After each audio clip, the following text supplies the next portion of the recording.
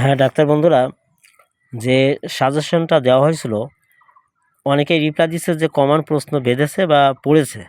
Actually হুবহু যেমন 1-এর ক খ গ, 2-এর ক খ গ, 3-এর ক খ গ এইভাবে হুবহু কিন্তু প্রশ্ন বাঁধে না।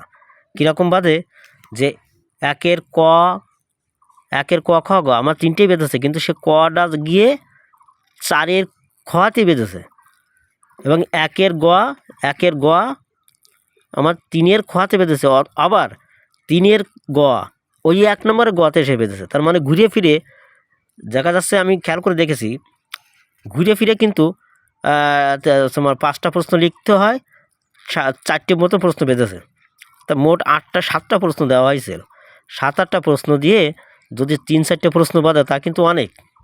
কারণ প্রশ্ন আছে 100-র উপরে, 125টির মতো প্রশ্ন আছে।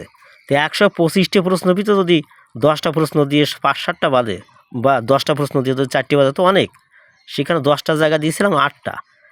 আচ্ছা, যাই হোক, এই যারা তৃতীয় ভাষা যারা সাজেশন চেয়েছিলেন তাদের জন্য এখানে মেডিকার মোট মোট প্রশ্ন পড়বে হচ্ছে 8টা, লিখতে হবে 5টা।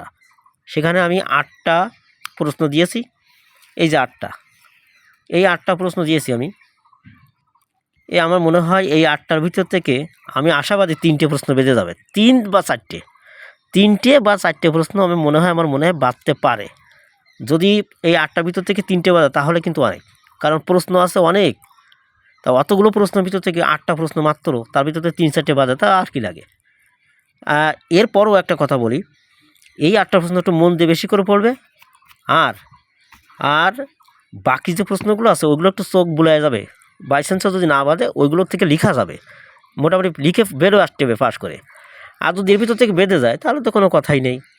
আমার মনে হয় এর ভিতর থেকে 3-4টে বাঁধবে, আশা রাখি, আর বাকিগুলো একটু পড়ে যাবে।